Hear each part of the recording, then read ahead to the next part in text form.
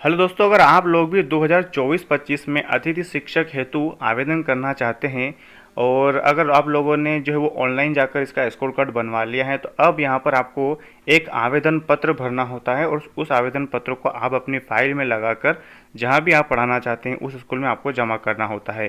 तो अब यहाँ पर आप देख लीजिए, इस वीडियो के माध्यम से मैं आपको बताने वाला हूँ कि आप जो है वो आवेदन पत्र को किस प्रकार से भर सकते हैं और आवेदन पत्र के साथ में आपको क्या क्या चीज़ें लगाना अनिवार्य है। तो ये जानकारी मैं आपको स्टेप बाय स्टेप देने वाला हूँ, तो आप वीडियो को बिना स्किप देख लीजिएगा। हो सकता है कि ये वीडियो आपके बहुत ही काम का हो जाए। और अगर आप आवेदन पत्र भरने में गलती कर देते हैं तो आपका फॉर्म जो है वो बिल्कुल पूरी तरह से रिजेक्ट हो जाएगा और आप जो है वो अतिथि शिक्षक इस साल तो नहीं बन पाएंगे।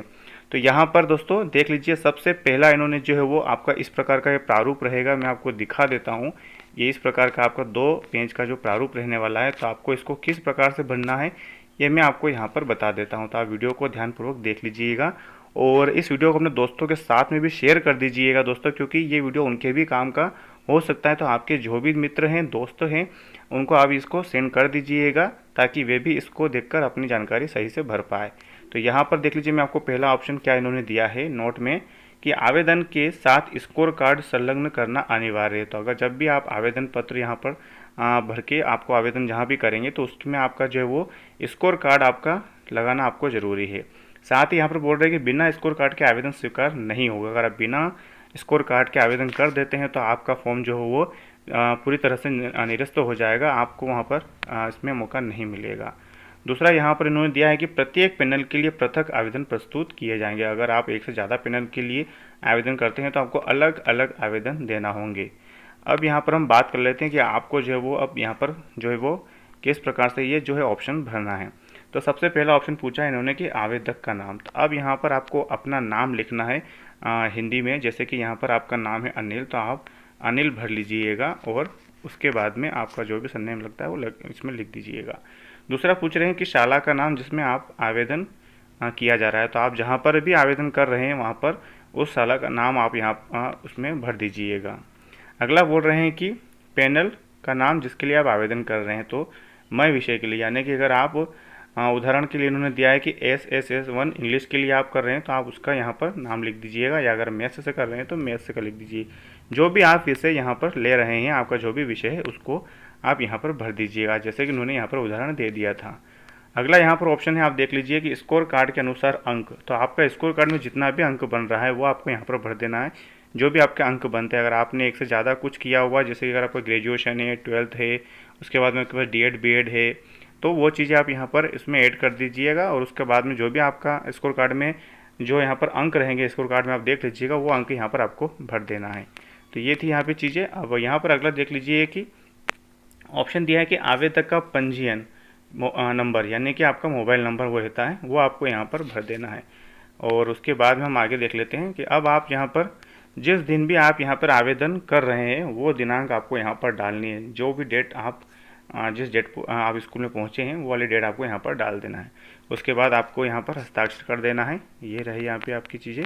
अब यहाँ पर नीचे का एक और जो प्रारूप है वो हम देख लेते हैं, आवेदन की पावती। तो यहाँ पर क्या पूछ रहे हैं, आवेदक श्री जो भी आपका नाम है और द्वारा पैनल जो भी आपने पैनल सेलेक्ट किया है और उसमें जो आपने विषय लिया है वो आपको यहाँ पर भरना है। और आज दिनांक, जो भी आप दिनांक वहाँ पर दे रहे हैं और जो भी टाइम रहेगा उस टाइम को आपको यहाँ पर डाल देना। अगर आप 10 बजे जा रहे हैं, 10 बजे जिस समय भी आप स्कूल में पहुँच जाते हैं वो आपको यहाँ पर समय डाल देना है। 11 तो 11 जो भी आप देख लीजिएगा।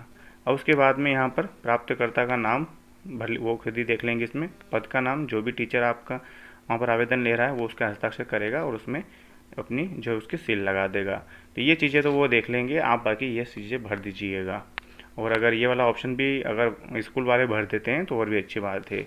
अब यहाँ पर आपका दूसरा प्रारूप देख लीजिए स्वघोषणा में। तो ये आपको भरना है, मैं आपका जो भी नाम है वो भर दीजिएगा, पुत्र पुत्री देख लीजिएगा। उसके बाद में आयु आपको यहाँ पर भर देना है, निवासी आप कहाँ के हैं, शपथ पूर्वक कथन करता हूँ कि आप तो ये कथन भी पढ़ लीजिए, क्योंकि ये कथन भी आपको जानना अति आवश्यक है। पहले कथन में पूछा है, बोला गया है कि मेरे विरुद्ध कोई भी लैंगिक अपराधों से बालकों का संरक्षण अधिनियम 2012 तथा किशोर न्याय बालकों की देखभाल तथा संरक्षण जो कि अधिनियम 2000 के अधीन कोई भी मामला पंजीबद्ध अथवा प्रचलित नहीं है। मतलब आपके विरुद्ध कोई भी ऐसा जो है वो मामला नहीं आया हुआ है। दूसरे में बोल रहे हैं किसी भी न्यायालय द्वारा मुझे आपराधिक प्रकरण में दंडित नहीं किया गया, मतलब आपको किसी भी आपके ऊपर कोई केस वेस नहीं है और ना ही कोई प्रकरण माननीय न्यायालय में विचाराधीन है और अथवा ना ही कोई मामला पंजीबद्ध हुआ है, मतलब आपके ऊपर कोई केस किया हुआ नहीं होना चाहिए।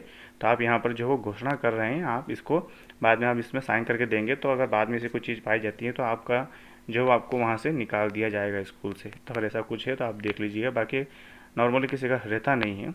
और ये यहाँ पर देख लीजिए तीसरे में बोल रहे हैं कि मेरे द्वारा किसी अन्य विद्यालय में अतिथि शिक्षक के रूप में कार्य नहीं किया जा रहा है, मतलब ऐसा नहीं है कि आपने एक जगह आप पहले से काम कर रहे हो, उसके बाद में दूसरी जगह आपने फिर से आवेदन दे दिया, आपको पहले वहाँ छोड़ना पड़ेगा और उसके बाद में सब कुछ चीज़ें प्रक्रिया पूरे होने के बाद में आप नए स्कूल में जो आवेदन कर सकते हैं। इनका कहना है कि एक समय में आप सिर्फ एक ही विद्यालय में पढ़ा रहे होने चाहिए। चौथे में बोल रहे हैं कि मेरे द्वारा गत निम्नलिखित स्कूल में अतिथि शिक्षक के रूप में अध्यापन कराया गया था, मतलब पिछले बार जब जहाँ भी आप स्कूल में पढ़ा रहे थे वो उसकी जानकारी आपको यहाँ पर भरना है। अगर मान लीजिए आप पहले किसी स्कूल में पढ़ा रहे थे, अब आप दूसरे स्कूल में चले गए हैं, तो वहाँ पर आपको ये सारी जानकारी इसमें भरनी होगी कि आपने पहले कहाँ पढ़ाया और कौन कौन सा विषय पढ़ाया। तो वो चीज़ें मैं आपको यहाँ बता देता हूँ, देख लीजिएगा। यहाँ पर पहला ऑप्शन इन्होंने दिया है कि स्कूल का नाम। तो सबसे पहले आप स्कूल का नाम डाल दीजिएगा जिस भी आप स्कूल में पहले पढ़ा रहे थे। अगर आप सेम विद्यालय में हैं तो भी आपको ये करना पड़ेगा।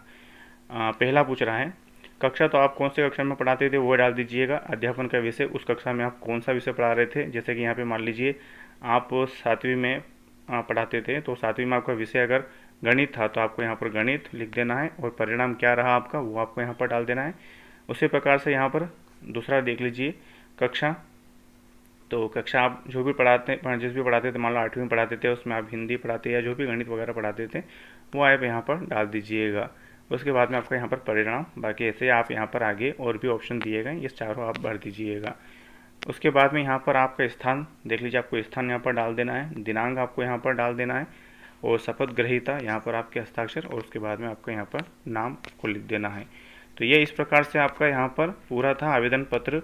आई होप कि आपको सारी जानकारी इसमें समझ में आई होगी। ये दोनों पेज आपको इसकी जो है वो प्रिंट निकला कर आपको इसकी जो है फोटो कॉपी और करके रख ले दीजिएगा, क्योंकि अगर किसी एक में गलती हो जाती है तो दूसरा उसको आसानी से भर पाए। और उसके बाद में ये सारी चीज़ें भरने के बाद में आपको जो अपनी फाइल में इसको लगा दीजिएगा। और अगर आपको लगता है कि ये वीडियो किसी और के भी काम आ सकता है, अपने किसी मित्र के काम आ सकता है, तो आप इस वीडियो को जरूर से उसके साथ में शेयर कर दीजिएगा। और अगर आप इसी प्रकार की और भी जानकारी देखना चाहते हैं तो आप हमारे चैनल को सब्सक्राइब कर सकते हैं, नोटिफिकेशन बेल को ऑन कर लीजिएगा ताकि आपको इस प्रकार की वीडियो देखने को मिलती रहे। और अगर आपका अभी भी कोई डाउट है तो आप कमेंट बॉक्स में जरूर बता दीजिएगा, हम उसका जवाब देने की जरूर कोशिश करेंगे। तो मिलते हैं दोस्तों अगले वीडियो में एक नए टॉपिक के साथ।